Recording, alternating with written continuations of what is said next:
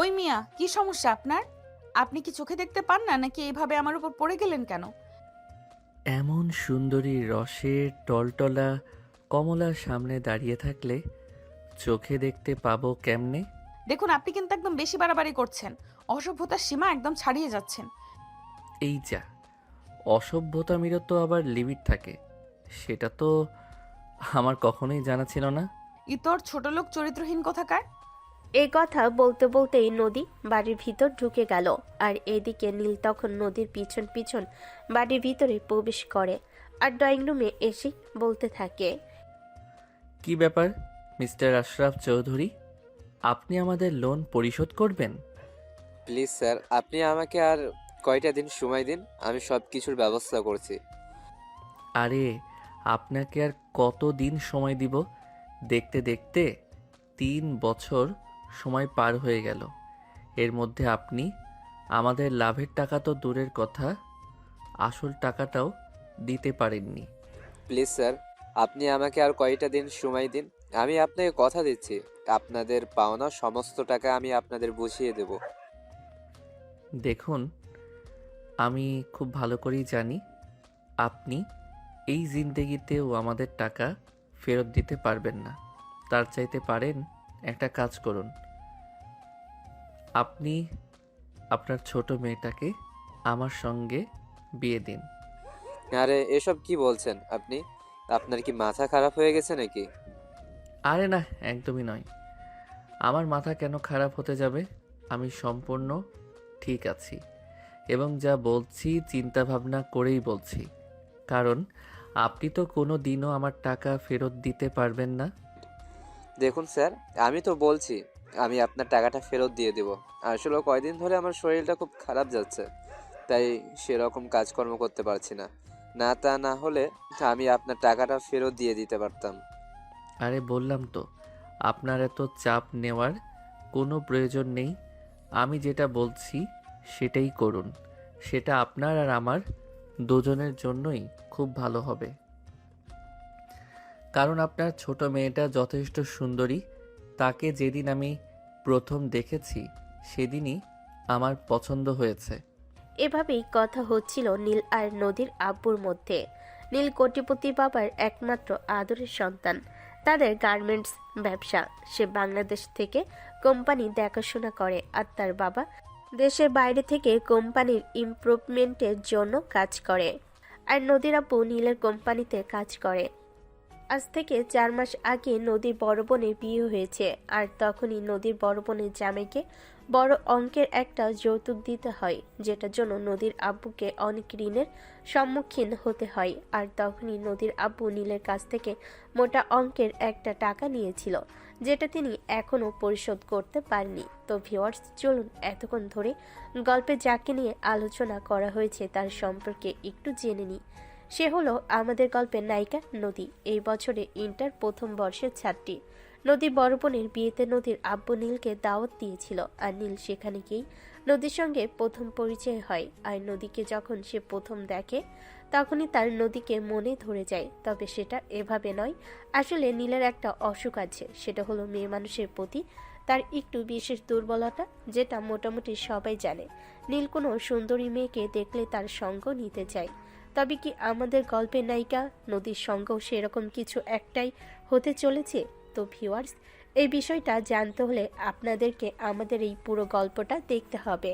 তো চলুন জেনে নেওয়া যাক আমাদের গল্পের নায়িকার সঙ্গে ঠিক কী হতে চলেছে। নীলের এই কথা শুনে নদীর আব্বু বলতে লাগলো।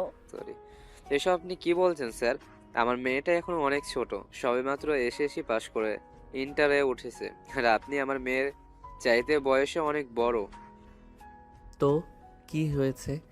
আমি কি আপনার মেয়েকে সারা জীবনের জন্য বিয়ে করব নাকি? এই তো 6 মাসের কন্ট্রাক্ট ম্যারেজ। আপনি তো আমার থেকে 6 লাখ টাকা নিয়েছেন, আর 6 লাখ টাকার জন্য 6 মাস আপনার মেয়ে আমার সঙ্গে থাকবে।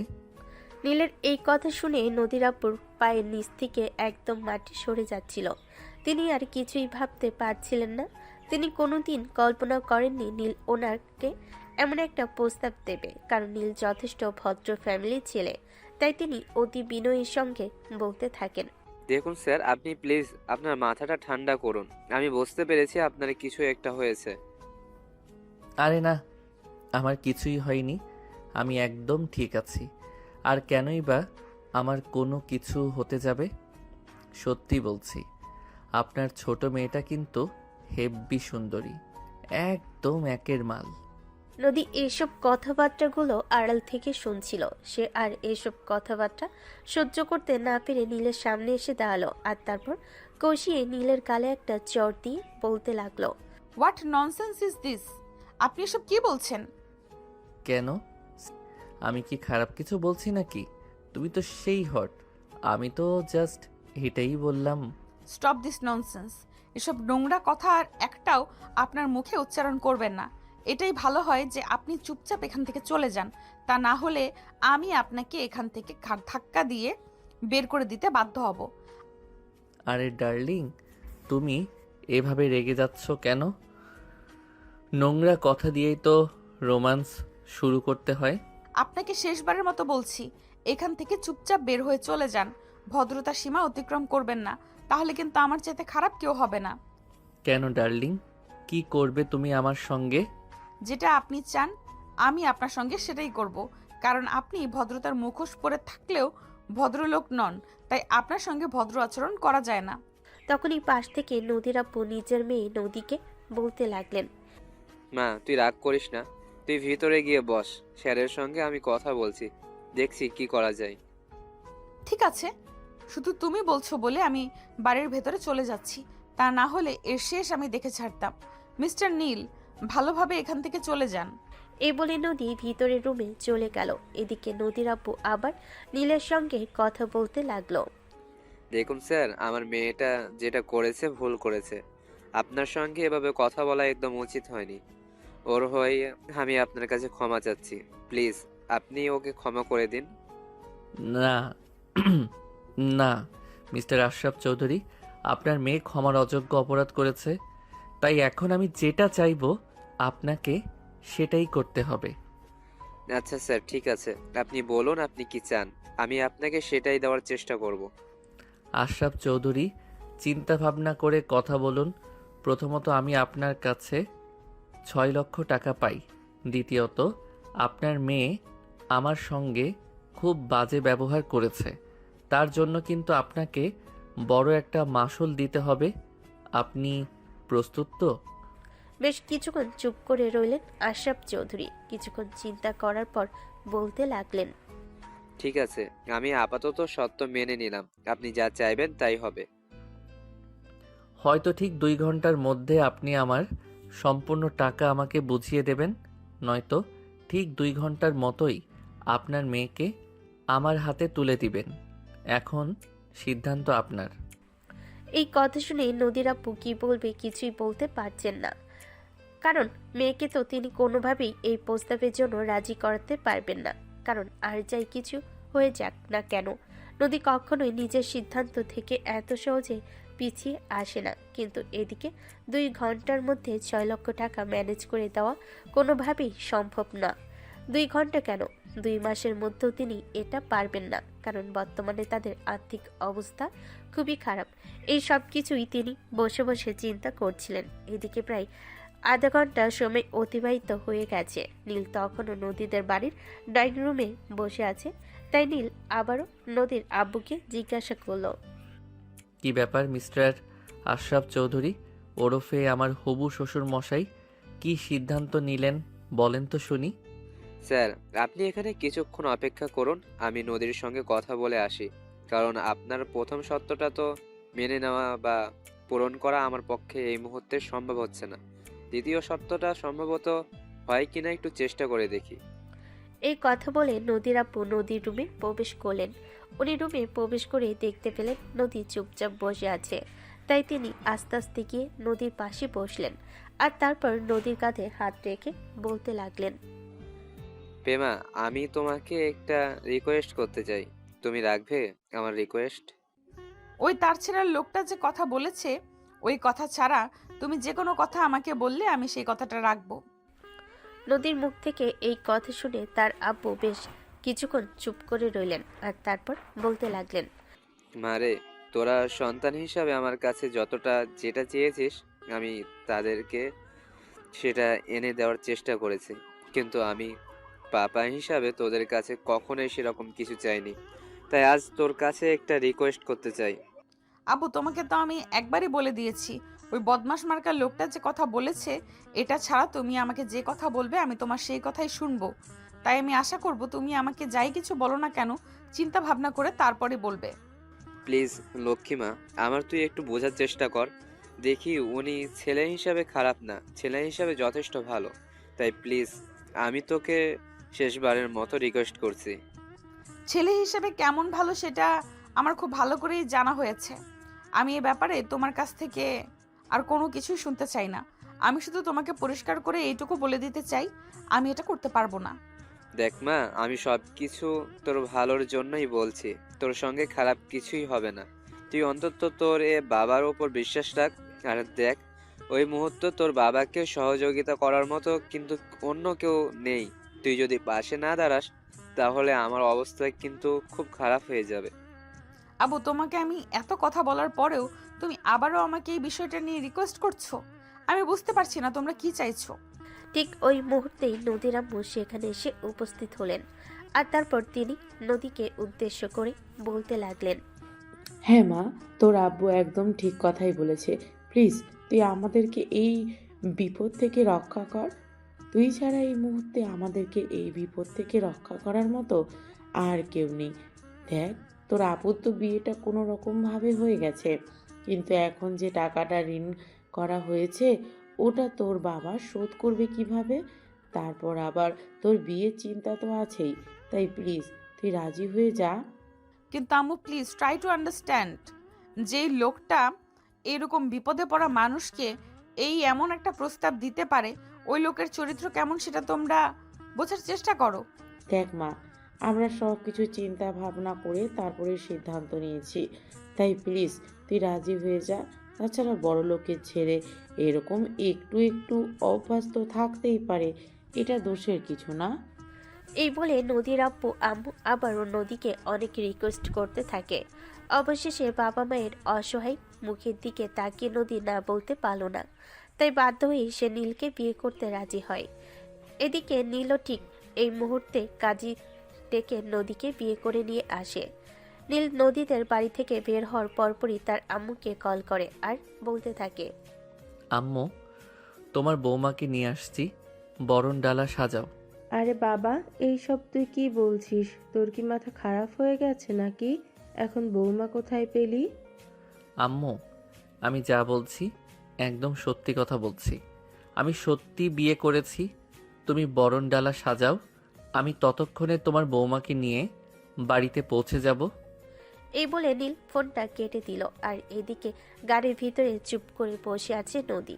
সে কোনো কথাই বলছে না। তখনই হঠাৎ করে নীল নদীর হাতটা ধরে বলতে লাগলো, এভাবে গোমড়ামুখ হয়ে বসে থাকবে নাকি আমার সঙ্গে একটু কথা তো বলতে পারো?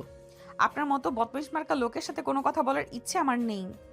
কিন্তু দুর্ভাগ্যবশত এটাই হলো সত্য কথা, যে এখন থেকে সারা জীবন তোমাকে এই বদমাইশ মার্কা লোকটার সঙ্গেই থাকতে হবে। এছাড়া তোমার হাতে অন্য কোনো উপায় নেই। আমি থাকবো না আপনার সঙ্গে। দেখবেন আমি একদিন ঠিক লুকিয়ে অনেক দূরে কোথাও চলে যাব, যেখান থেকে আপনি আমাকে আর খুঁজে পাবেন না। সেই চেষ্টা তুমি করতেই পারো, কিন্তু সফল হবে বলে মনে হবে না, কারণ আমাকে তুমি চিনতে পারোনি। আমি কি জিনিস সেটা আজকের পর থেকে তুমি হাড়ে হাড়ে টের পাবে। এই কথা বলে নীল আবারও গাড়ি চালাতে শুরু করলো। প্রায় ঘন্টাখানেক লাগলো তার বাড়ির সামনে এসে পৌঁছাতে। কলিং বেলে চাপ দিতেই নীলের আম্মু এসে দরজা খুলে দিল। নীলের পাশে নদীকে দাঁড়িয়ে থাকতে দেখে নীলের আম্মু বলতে লাগলো, তুই দেখছি এখনো ফাজলামো করছিস। এখনো তোর ফাজলামো করার সময়টা বুঝি শেষ হয়নি? আরে আম্মু, তোমার কেন মনে হচ্ছে আমি ফাইজলামো করছি? আমার কথা বিশ্বাস না হলে তুমি এই মেয়েটাকে জিজ্ঞাসা করে দেখো। উনি আমাদের অফিসের ম্যানেজার আশরাফ চৌধুরীর ছোট মেয়ে। ও আচ্ছা, এই ব্যাপার। তুই ওনাদের বাড়িতে গিয়েছিলি? সেটা তুই আমাকে আগে বলবি তো। মা, এসো ভেতরে এসো। তখনই পাশ থেকে নীল তার আম্মুকে বলতে থাকে। আম্মু, তোমাকে আমি কি বলি আর তুমি কি শোনো? আমি তো সেটাই বুঝতে পারি না। তোমাকে না বললাম আমি বিয়ে করে নিয়ে এসেছি, বউ নিয়ে এসেছি, আর নতুন বউকে বরণ করে বাড়িতে তুলতে হয়। তাহলে এটা তুমি কি করছো? মা ছেলের এসব কর্মকাণ্ড চুপচাপ দাঁড়িয়ে দাঁড়িয়ে দেখছে নদী। সে কোনো কথাই বলছে না, চুপচাপ শুধু দাঁড়িয়ে আছে। নীলের এই কথা শুনে নীলের আম্মু নীলকে আবারও বলতে থাকে। দেখ, সব সময় ফাজলামো ভালো লাগে না। এখন তুই বড় হয়েছিস, তুই তোর বাড়িতে বান্ধবীকে নিয়ে এসেছিস, সেটা আমাকে সোজাসুজি বললেই তো হয়ে যায়। এত ঝামেলা করার কি আছে? উফ আম্মু, তোমাকে আমি কি করে বোঝাবো সেটাই তো বুঝতে পারছি না। আমি সত্যি এই মেয়েটাকে বিয়ে করে নিয়ে এসেছি। তারপর নীল সবকিছু তার আম্মুকে খুলে বলল। নীলের কথা বলা শেষ হওয়ার আগেই তার আম্মু ঠাস ঠাস করে তার দুগালে দুইটা চর বসিয়ে দিয়ে বলতে লাগলো। তোর বিবেক বুদ্ধি এতটা লোপ পেয়েছে সেটা তো আমি কোনোদিন চিন্তাও করতে পারিনি। তুই এমন একটা কাজ করবি, আগে জানলে তোকে আমি গলা টিপে মেরে ফেলতাম। আম্মু, তুমি আমাকে মারলে তুমি একবার আমার বউটার দিকে তাকিয়ে তো দেখো। আমার বউটাকে দেখতে কি খুব বেশি অসুন্দর মনে হয় নাকি? তুমি একবার আমার বউটার দিকে ভালো করে তাকিয়ে দেখো, তোমার চোখ দুটো জুড়িয়ে যাবে। নীলের কথা শুনে ততক্ষণে নীলের আম্মু নদীর দিকে সুনজরে ফিরে তাকালো। সত্যি তিনি নদীর দিকে ফিরিয়ে তাকিয়ে একদম অবাকের চূড়ান্ত সীমানায় পৌঁছে গেছেন। কি মিষ্টি চেহারা, মায়াবী চাহনি, দেখলে চোখ জুড়িয়ে যায়। এমন একটা মেয়ে প্রত্যেকটা মাই তার ছেলের বউ হিসাবে পেতে চায়। নীলের আম্মু তখনই নদীকে জড়িয়ে ধরে বলতে লাগলো। মা, প্লিজ মন খারাপ করো না, তুমি তোমার পাশে আমি আছি। এই বদমাইশটাকে কিভাবে শায়েস্তা করতে হয় সেটা আমি তোমাকে শিখিয়ে দিব, তুমি কোনো চিন্তা করো না। নিজের মায়ের এমন কথা শুনে নীল একদম পুরাই তাজ্জব বনে গেল। কোনোদিন এমনটা কল্পনা করেনি তার মা তার সঙ্গে এরকম আচরণ করবে। যাই হোক ভিউয়ার্স, চলুন কথা না বাড়িয়ে গল্পটা দেখতে থাকি আর আমাদের গল্পের টুইস্টে কি আসছে সেটা শুনি। নীলের আম্মু তখনই সেখান থেকে দৌড়ে সোজা নিজের রুমে চলে গেলেন। তারপর একটা গহনার বাক্স নিয়ে এসে নদীর গলায় অনেক বড় একটা স্বর্ণের হার পরিয়ে দিয়ে বলতে লাগলেন। আজ থেকে আমি দায়ী মুক্ত, আজ থেকে আমি সব কিছু তোমার হাতে তুলে দিলাম। আজ থেকে এই পরিবার দেখে রাখার দায়িত্ব শুধুই তোমার। এখন থেকে এই পরিবারটা তুমি দেখে রাখবে। এই বলে পরম আদরে নীলের আম্মু নিজের পুত্রবধূকে বরণ করে ঘরে তুলে নিলেন। নদীকে নিয়ে তিনি সোজা নীলের রুমের ভিতর চলে গেলেন। এদিকে নীল তখনও দরজার সামনে দাঁড়িয়ে আছে। সে বুঝতে পারছে না তার সঙ্গে কি হচ্ছে আর কি হতে চলেছে। বেশ কিছুক্ষণ দাঁড়িয়ে থাকার পরও যখন কেউ নীলকে কিছুই বলল না, তখন নীল বাধ্য হয়ে নিজে নিজেই বাড়ির ভিতর প্রবেশ করলো। আর তখনই হঠাৎ তার ফোনে একটা কল আসলো অফিস থেকে। একটা জরুরি প্রয়োজনে তাকে এখনই অফিসে যেতে হবে। তাই সে কাউকে কিছু না বলে সেখান থেকে সোজা বের হয়ে অফিসে চলে গেল। এদিকে নীল একাই নীলের রুমে বসে আছে। তার খুব বোরিং ফিল হচ্ছে। সে কোনো কিছুই বুঝতে পারছে না তারপর এসব কি হচ্ছে। শাশুড়ি মা তাকে রুমের ভিতর দিয়ে কোথায় যেন চলে গেল, আর একটাবারও দেখতেও আসলো না। এদিকে প্রায় সন্ধ্যা ঘনিয়ে রাত হতে চলো। নীল অফিসের কাজ শেষ করে একটা শপিং মলে চলে গেল। সেখান থেকে নদীর জন্য একটা নীল শাড়ি, সেই সঙ্গে বেশ কিছু গোল্ডের অর্নামেন্ট কিনে নিল। তারপর সেগুলো প্যাকেট করে নিয়ে বাড়িতে চলে আসলো। বাড়িতে আসা মাত্রই দেখতে পেল তার আম্মু ড্রয়িং রুমে বসে আছে। তার আম্মু তাকে দেখে একদম ভূত দেখার মতো চমকে গেলেন, কারণ তিনি এতক্ষণ নিজের রুমে ছিলেন। তিনি ভেবেছিলেন নীল হয়তো নদীর সঙ্গে আছে, তাই তিনি নীলকে দেখা মাত্রই উঠে দাঁড়িয়ে বলতে লাগলেন। কি রে নীল, এতক্ষণ তুই কোথায় ছিলি? আম্মু, আমার তো অফিস থেকে একটা কল এসেছিল, তাই আমি অফিসে চলে গিয়েছিলাম। কেন, কি হয়েছে? তুই অফিসে চলে গেছিলি, এই কথাটা আমাকে বলে গেলেই তো পারতি। আমি তো আরো ভেবেছি তুই হয়তো তোর রুমে আছিস। এদিকে মেয়েটা হয়তো এতক্ষণ একা বসে থাকতে থাকতে বোরিং ফিল করছে। আচ্ছা ঠিক আছে, কোনো ব্যাপার না, আমি যাচ্ছি। আর আম্মু, আমি আজ রাতে সবার জন্য বাইরে খাবার অর্ডার করেছি, কিছুক্ষণের মধ্যে ডেলিভারি ম্যান এসে দিয়ে যাবে। তুমি আমাদের দুজনের খাবারটা রুমে পাঠিয়ে দিও। আচ্ছা ঠিক আছে, আমি পাঠিয়ে দিব। এখন তুই আগে রুমে যা। মেয়েটা সেই কখন থেকে একা একা বসে আছে, জানি না মনে মনে কি ভাবছে। ও মা, এ তো দেখছি আমার চাইতে তোমাদের দরদ বেশি উতলে পড়ছে। দেখো, বউটা তো আমার, দরদটা বেশি হওয়া আমার দরকার। দেখ, একদম বেশি কথা বলবি না বলে দিলাম, তাহলে কিন্তু কানের নিচে আবারও 2টা দেব। তোর যখনই এত দরদ বুঝতে পারছে, তাহলে এখন বাইরে ছিলি কেন? নতুন বউকে বিয়ে করে এনেছিস, এখন তো তোর ওকে সময় দেয়া প্রয়োজন। নীল তখন তার আম্মুর কথায় কোনো উত্তর না দিয়ে মুচকি হাসতে হাসতে রুমের ভিতর চলে গেল। এইদিকে নদী খাটের উপর চুপচাপ বসে আছে। নীল প্রবেশ করেছে, এটা দেখা মাত্রই খাট থেকে নেমে দাঁড়ালো। আর এটা দেখে নীল এই তো গম্ভীর গলায় নদীকে বলতে থাকলো, কি হলো? ওখানে বসেছিলে তো নেমে আসলে কেন? আমার বসে থাকতে থাকতে পা কোমর ব্যথা করছে। করুক, তাতে আমার কি? এখন থেকে তোমাকে এভাবেই সারাদিন কাটাতে হবে, এছাড়া কোনো উপায় নেই তোমার হাতে। এই বলে নীল অন্যদিকে তাকে একটা শয়তানি মার্কা হাসি দিয়ে নদীর জন্য নিয়ে আসা গিফটের প্যাকেটগুলো ড্রেসিং টেবিলের উপর রেখে বলতে লাগলো, আমি বেলকনিতে গিয়ে দাঁড়াচ্ছি, সময় মাত্র 20 মিনিটের মধ্যেই এগুলো পরে রেডি হবে। এই বলে নীল সিগারেটের প্যাকেটটা হাতে নিয়ে বেলকনিতে চলে গেল। আর বেলকনির দোলনায় বসে বসে সিগারেটটা খেতে লাগলো। এদিকে নদী তখনও বেশ কিছুক্ষণ চুপ করে বসে রইল। আর তারপরে হঠাৎ করে বসা থেকে উঠে দাঁড়িয়ে ড্রেসিং টেবিলের উপর রাখা প্যাকেটটা হাতে নিল। ওটা খুলতেই দেখতে পেল ওতে দামি একটা শাড়ি আর অর্নামেন্টস। নদী যখন বুঝতে পারল নীল এই জিনিসগুলো তার জন্যই নিয়ে এসেছে, তাই সে আর সময় নষ্ট না করে শাড়িটা পরে নিয়ে তৈরি হয়ে নিল। আর তারপরে নীলকে ডাক দিয়ে বলতে লাগলো, আমি রেডি। আর ঠিক তখনই তাদের রুমে দরজায় কেউ একজন নক করলো। নদী দরজার দিকে এগিয়ে যাচ্ছিল। ঠিক এমন সময় নীল নদীকে বলতে লাগলো, তোমাকে যেতে হবে না, আমি দরজা খুলে দিচ্ছি। এই বলে নীল দরজাটা খুলে তার আম্মুর হাত থেকে খাবারের প্লেট দুটো নিয়ে টেবিলের উপর রাখলো। আর তার আম্মু সেখান থেকে চলে গেল।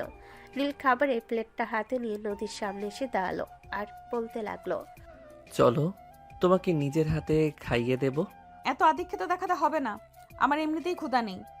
তখনই নীল নদীকে ধমক দিয়ে বলতে লাগলো, এই, তুমি সব সময় এত বেশি কথা বলো কেন? এখন তুমি আমার বিয়ে করা বউ, এখন থেকে সব সময় তোমাকে আমার কথা শুনে চলতে হবে। আপনি কি আমাকে মগের মুল্লুক পেয়েছেন নাকি? নেহাত আমার বাবা একটা সমস্যায় পড়েছে, সেজন্য বাধ্য হয়ে আপনাকে বিয়েটা করেছি। কিন্তু তার মানে এই নয় যে আমি আপনার কথা মতন চলবো আর আপনি আমাকে আপনার কথায় ঘোরাতে পারবেন। তুমি আমার কথায় ঘুরতে বাধ্য, ময়না পাখি, বুঝলে তো? তোমার বাবার কাছে আমি বিশাল অঙ্কের একটা টাকা পাই। তুমি যদি আমার কথা মতো না চলো, তোমার বাবাকে সেই টাকাটা আমাকে ফেরত দিতে হবে। নীলের এই কথা শুনে নদী মুহূর্তের মধ্যে চুপ হয়ে গেল, কারণ নীল যা বলেছে একদম ঠিক কথাই বলেছে। নদী যদি নীলের কথা মতো না চলে, তাহলে নীল যা বলেছে হয়তো তাই করবে। আর যদি নীল সেটাই করে, তাহলে নদীর বাবাকে খারাপ অবস্থার মধ্যে পড়ে যেতে হবে। তাই সে চুপ করে বসে রইল। তখনই নীল খাবারটা মাখিয়ে নিয়ে এক লোকমা খাবার নদীর দিকে তুলে ধরল, কিন্তু নদী তখনও মুখ বন্ধ করে আছে। তখনই নীল ধমক দিয়ে নদীকে বলতে লাগলো, কি হলো, মুখ খুলছো না কেন? তাড়াতাড়ি মুখ হা করে খাবারটা খেয়ে নাও। নদী তখন আর কোনো কথা না বলে মুখ খুলল। আর নীল নদীকে খাবারটা খাইয়ে দিয়ে নিজেও খেয়ে নিল। নীল সবকিছু গুছিয়ে রেখে বিছানার দিকে চোখ দিতেই দেখতে পেল নদী বিছানায়, আর সে অনেকক্ষণ আগে ঘুমিয়ে গেছে। এটা দেখে নীল মাথায় হাত দিয়ে বসে বলল যে মেয়েটা কিনা এতক্ষণ ধরে এত কথা বলে যাচ্ছে, আর সেই মেয়েটা কিনা বিছানায় গা এলিয়ে দেওয়ার আগেই ঘুমিয়ে গেছে। নীল তখন নদীকে আর ঘুম থেকে জাগিয়ে তুলল না, চুপচাপ বিছানায় এসে একপাশে একটা বালিশ নিয়ে ঘুমিয়ে পড়ল। মাঝরাতে যখন ঘুম ভাঙল, তখন নীল দেখতে পেল নদী তাকে শক্ত করে জড়িয়ে ধরে তার বুকের সঙ্গে মিশে আছে। নীল তখন আর তাকে দূরে সরিয়ে না দিয়ে আরো শক্ত করে জড়িয়ে ধরে শুয়ে পড়ল। সকালবেলা ঘুম ভেঙে দেখতে পেল সে নীলের বুকের ওপর শুয়ে আছে। এটা দেখা মাত্রই সে নিজেকে নীলের বুকের ওপর থেকে সরানোর চেষ্টা করতে থাকে, কিন্তু পুরুষালী শক্ত বন্ধন থেকে সে নিজেকে ছাড়াতে পারছিল না, তাই সে একরকম ধমক দিয়ে নীলকে বলতে থাকে। ছাড়ুন আমাকে, ছাড়ুন বলছি। নদীর এমন কথায় নীলের ঘুমটা ভেঙে গেল। সে চোখ মেলে তাকিয়ে দেখতে পেল নদী ঘুম থেকে জেগে উঠেছে। নীল তখন নদীকে ছাড়তে ছাড়তে বলতে লাগলো। ওরে বাবা, সারা রাত আমার বুকের উপর ঘুমাতে পেরেছে, তখন কোনো সমস্যা হয়নি, আর এখন আমাকে ধমক দেওয়া হচ্ছে। এই যে মিস্টার, দেখুন, একদম ফালতু কথা বলবেন না। ফালতু কথা বলা আমি একদমই পছন্দ করি না। আমি কেন আপনার বুকের উপর ঘুমাতে যাব? আমার তো মনে হয় আপনি নিজেই ইচ্ছে করে আমাকে নিজের বুকের মধ্যে টেনে এনেছেন আর জড়িয়ে ধরে শুয়ে পড়েছেন। তোমার যদি সেটা মনে হয়ে থাকে তাহলে সেটাই করেছি, কারণ তুমি আমার বিয়ে করা বউ, তোমার সঙ্গে সব কিছু করা যায়, এতে কোনো পাপ হবে না। এই যে মিস্টার, আপনি আবার রাতে আমার ঘুমের সুযোগ নিয়ে আমার সঙ্গে উল্টাপাল্টা কিছু করেননি তো? করলে করেছি, তাতে সমস্যার কি? তুমি আমার বিয়ে করা বউ, বললাম তো, তোমার সঙ্গে আমি সব কিছুই করতে পারি, এতে কোনো সমস্যা নেই। হায় আল্লাহ, আপনি যদি রাতে ঘুমের ঘোরে আমার সঙ্গে উল্টাপাল্টা কিছু করে থাকেন তাহলে তো আমার সর্বনাশ হয়ে গেছে। এখন আমি কি করে লোক সমাজে মুখ দেখাবো? কেন? তুমি আমার বিয়ে করা বউ, আর কেউ জিজ্ঞাসা করলে এটাই বলবে। আপনার বউয়ের গুষ্টি কিলাই আমি। আমি আপনাকে আমার স্বামী হিসেবে মানি না। সেটা তোমার ব্যাপার, তুই কোনটা মানবে আর কোনটা মানবে না। আর এটাও জেনে রেখো, আমি কোনটা মানবো আর কোনটা মানবো না সেটাও আমার ব্যক্তিগত ব্যাপার। নদী তখন মুখটাকে একটা ভেঙচি মেরে নীলের বুকের উপর থেকে নিজেকে সরিয়ে নিয়ে সেখান থেকে চলে গেল। কিন্তু ঝামেলা পড়ল তখনই, কারণ নদী ওয়াশরুমে গিয়ে ফ্রেশ হয়ে নেয়। কোনো কাপড় চোপড় নিতে ভুলে যায়। প্রায় 20 মিনিট ধরে ওয়াশরুমের ভিতরে আটকা পড়ে আছে। নদী কাপড় চোপড় ছাড়া ওয়াশরুম থেকে বের হতেও পারছে না। ঠিক তখনই সে নীলকে ডাকতে থাকে। এই যে শুনছেন, আলমারি থেকে আমার এক সেট কাপড় দিতে পারবেন? কেন আমি পারবো না? একটু আগেই তো আমাকে এতগুলো কথা শোনালে, তাহলে এখন আবার আমাকে কেন বলছো? আপনি বুঝি এখন আমার সুযোগ নিচ্ছেন, তাই না? তাড়াতাড়ি আমার কাপড় চোপড়গুলো দিয়ে যান, আমাকে বের হতে হবে। 1 ঘন্টা পরে ওয়াশরুমের ভেতরে আটকা পড়ে আছি, তা না হলে কিন্তু খারাপ হবে বলে দিলাম। কেন? এখন আবার নিজের থেকে এসে আমাকে আদর করবা নাকি? এখন কিন্তু খুব বেশি মেজাজ খারাপ হচ্ছে, ভেজা কাপড়ে দাঁড়িয়ে আছি। তাহলে আমি একটু আদর করে দেই, তাহলে মেজাজ ঠান্ডা হয়ে যাবে। আমি যদি ওয়াশরুম থেকে এভাবে বের হয়ে আসি তাহলে আপনার এমন অবস্থা করব যেটা আপনি কল্পনাও করতে পারবেন না। ঠিক আছে, তাহলে তো আমাকে এটা দেখতেই হয় তুমি কি করতে পারো। এই কথা বলে নীল বিছানাতেই শুয়ে রইল। এদিকে আরো 10 মিনিট পেরিয়ে গেল। নদী এখনো ওয়াশরুমের ভেতরে আছে, কিন্তু নীল বিছানা থেকে উঠছে না, আর তার কাপড় চোপড়ও দিয়ে আসছে না। তাই বাধ্য হয়ে নদীর টাওয়ালটা পেঁচিয়ে নিল, আর তারপরে ওভাবেই ওয়াশরুম থেকে বের হয়ে রুমের ভিতরে আসে। নীল বিছানায় শুয়ে শুয়ে আর চোখে নদীর দিকে তাকিয়ে আছে আর মুচকি মুচকি হাসছে। এটা দেখে নদীর যেন রাগে শরীর ফুসফুস করছে। সে কোনো কিছু বলতেও পারছে না আর সহ্য করতেও পারছে না। নদী আলমারিতে গিয়ে কোনো কাপড় পেল না। তখনই সে রাগান্বিত দৃষ্টিতে নীলের দিকে তাকিয়ে বলতে লাগলো। কি ব্যাপার, এখানে তো এক সেটও জামা কাপড় নেই, তাহলে এখন আমি পরবো কি? সেটা আমি কি করে জানি? তুমি তো তোমাদের বাড়ি থেকে আসার সময় তোমার জন্য এক সেটও জামা কাপড় নিয়ে আসোনি। আমি যেটা এনে দিয়েছি ওটাই তো অনেক বেশি। আমি কি এখন এইভাবেই দাঁড়িয়ে থাকবো নাকি? ইচ্ছে হলে তাই করো, এভাবেও, কিন্তু তোমায় খারাপ লাগছে না? আপনাকে তো আমি বললাম তো, ইচ্ছে হলে আদর করতে পারো, আমি না করব না। আমার কিন্তু এখন খুব মেজাজ খারাপ হচ্ছে। তো আমি কি করব? আমাকে কেন তুমি মেজাজ দেখাচ্ছ? আমাকে আপনি বিয়ে করেছেন, তাহলে আমি কি পাড়ার লোকদের মেজাজ দেখাবো নাকি? তাহলে তো স্বীকার করছো তুমি আমার বউ। জামা কাপড় এনে দেবেন নাকি দেবেন না? নদীর রাগান্বিত স্বরে এই কথাটা শুনে নীল রুম থেকে বের হয়ে দরজাটা লাগিয়ে দিয়ে চলে গেল। প্রায় কিছুক্ষণ পর একটা শাড়ি এনে নদীর হাতে তুলে দিল। শাড়ি দেখে তো নদী আরো বেশি খেপে গেল, কারণ রাতের বেলাতেও অনেক কষ্ট করে শাড়ি পরেছিল। আসলে সে শাড়ি পরাতে অভ্যস্ত নয়, এখন আবারও শাড়ি। নদী অনেকটাই রেগে গেছে। এটা দেখে নীল বলতে লাগলো। দেখো, তুমি এখন রেগে যাও আর যাই কিছু করো, তাতে আমার কিছু করার নেই, কারণ এখন সবেমাত্র সকাল 7টা বাজে। এখনও কোনো কাপড় চোপড়ের দোকান কিংবা শপিং মল খোলা হয়নি। তাই আমি তোমাকে নতুন কিছু এনে দিতে পারছি না। আপাতত এটা পরে নাও, আমি দুপুরের মধ্যেই তোমার প্রয়োজনীয় সব জিনিস এনে দেব। রাগে গজগজ করতে করতে নদী ওটা নিয়ে আবারও ওয়াশরুমে ঢুকে গেল আর তারপর শাড়িটা পরে নিল। এদিকে তখনই আবারও দরজায় কেউ একজন নক করলো। নদী দরজা খুলে দিতে দেখতে পেল তার শাশুড়ি মা দাঁড়িয়ে আছে। নদী তার শাশুড়ি মাকে সালাম দিয়ে ভিতরে আসতে বলে। তখনই তার শাশুড়ি মা নদীকে বলতে থাকে, বৌমা, তোমার শ্বশুর মশাই অফিসের কাজ শেষ করে আজ বিকেলের মধ্যে ঢাকায় ফিরবেন, আর সন্ধ্যায় বাসায় ছোটখাটো একটা পার্টির আয়োজন করা হয়েছে। আশা করি যে তোমার কোনো আপত্তি থাকবে না। এসব আপনি কি বলছেন? আম্মু, আমার কেন আপত্তি থাকবে? তোমার যদি কোনো সমস্যা না থাকে তাহলে তো খুবই ভালো। আর তুমি তৈরি হয়ে নাও, আমি নীলকে বলে দিচ্ছি, সে তোমাকে নিয়ে শপিং করতে যাবে।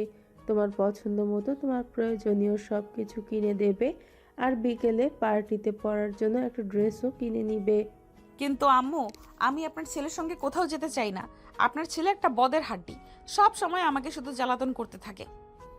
কোনো চিন্তা করো না বৌমা, এখন তুমি এসে গেছো, আমি তোমায় শিখিয়ে দিব কিভাবে এই বদের হাড্ডিটাকে সোজা করতে হবে। এখন নিচে এসো, আমি সবার জন্য নাস্তা বানিয়েছি, সবাই একসঙ্গে নাস্তা করব। এই বলে নীলের আম্মু সেখান থেকে চলে গেল আর তারপর নদী রেডি হয়ে নিচে চলে আসে। এদিকে নীল কিছুক্ষণ পর ফ্রেশ হয়ে নিচে এসে দেখে নদী আর তার আম্মু নাস্তা করে নিয়েছে। এটা দেখে নীল তার আম্মুকে বলতে লাগলো, কি ব্যাপার আম্মু, তুমি তো কোনোদিনও আমাকে রেখে নাস্তা করো না, তাহলে আজ হঠাৎ আমাকে রেখে নাস্তা করে নিলে ব্যাপারটা কি? আমি তো কিছুই বুঝতে পারছি না। তোকে এত কিছু বোঝার কথা তো কেউ বলেনি। তোকে যেটা করতে বলা হয়েছে তুই সেটাই কর। চুপচাপ নাস্তাটা করে নে, বৌমাকে নিয়ে বৌমার প্রয়োজনের আর সব জিনিসপত্র এনে দিবি, আর বিকেলে পার্টিতে পরার জন্য একটা গ্রাউন্ড কিংবা পার্টি ড্রেস কিনে দিবি। আম্মু, আমি ওসব কিনে দিতে পারবো না। আমি তোমার বৌমাকে আমার পছন্দ মতো একটা শাড়ি কিনে দেব, কারণ শাড়িতেই বাঙালির নারীকে সুন্দর লাগে। এই চুপ কর তুই, আর একটা কথাও বলবি না। তোর কথা মতো সব কিছু হবে নাকি? আমি যেটা বলেছি তোকে এটাই শুনতে হবে। তুই বৌমাকে নিয়ে যাবি, বৌমার যেটা পছন্দ হয় বৌমাকে সেটাই কিনে দিয়ে নিয়ে আসবে। তারপর আর কোনো কথা শুনতে চাই না আমি। মায়ের ধমক শুনে নীল আর কোনো কথা বলল না, চুপচাপ খাবারটা খেয়ে নিল আর তারপর রুমে এসে রেডি হয়ে নদীকে নিয়ে শপিং করতে চলে যায়। বিকেল হতে না হতে নীলের আব্বু বাড়িতে চলে আসে। নতুন বৌমাকে দেখে তো নীলের আব্বু অনেক খুশি হয়, কিন্তু তার মধ্যে একটু রাগ আর ক্ষোভ থেকে গেল, কারণ নীল ওনার একমাত্র ছেলে। উনি চেয়েছিলেন ছেলের বিয়েটা খুব ধুমধাম করে দেবেন। শহরের নামি দামি সব ব্যক্তিবর্গকে তিনি তার ছেলের বিয়েতে ইনভাইট করবেন আর সবাই মিলে অনেক আনন্দ উল্লাস করবেন, কিন্তু এরকম হেয়ালির জন্য সেটা আর হয়ে উঠল না। তাই তিনি মনে মনে খুবই ব্যথিত হয়েছেন, কিন্তু সেটা সেভাবে কারোর সঙ্গে প্রকাশ করেনি, যদিও ওনার চেহারায় যথেষ্ট বোঝা যাচ্ছে। নীলের আব্বু নদীকে নিজের রুমে ডেকে নিলেন আর বলতে লাগলেন, বৌমা, আমি সবটাই শুনেছি। আমার ছেলের ব্যবহারের জন্য আমি আন্তরিকভাবে দুঃখিত। তুমি আমার ছেলেটাকে ক্ষমা করে দিও, কিন্তু তুমি বিশ্বাস করো, তুমি যেরকমটা ভাবছো আমার ছেলেটা মোটেও ওরকম নয়। আমার ছেলে তোমাকে ভালোবাসে। তারপর নীলের আব্বু বলতে থাকে, নীল তোমাকে যেদিন প্রথম দেখেছিল আমাদের বাড়িতে তোমার বোনের বিয়েতে গিয়ে, সেদিন থেকেই তোমাকে পছন্দ করে ফেলেছিল বিয়ে করার জন্য। কিন্তু তোমাকে এভাবে প্রস্তাব দিলে তুমি রাজি হতে না, কারণ তুমি যথেষ্ট আত্মসম্মান সচেতন একটা মেয়ে। তাই আমার ছেলে কায়দা করে তোমাকে এভাবে বিয়ে করেছে। তুমি প্লিজ ওর উপর রেগে থেকো না। এখন নদী কোনো কথাই বলল না, চুপচাপ শ্বশুর মশাইয়ের বলা প্রত্যেকটা কথা শুনলো আর তারপর সেখান থেকে চলে গেল। রুমে এসে চুপচাপ বসে আছে। তখনই নীল রুমের ভিতর প্রবেশ করলো সঙ্গে দুইটা মেয়েকে নিয়ে।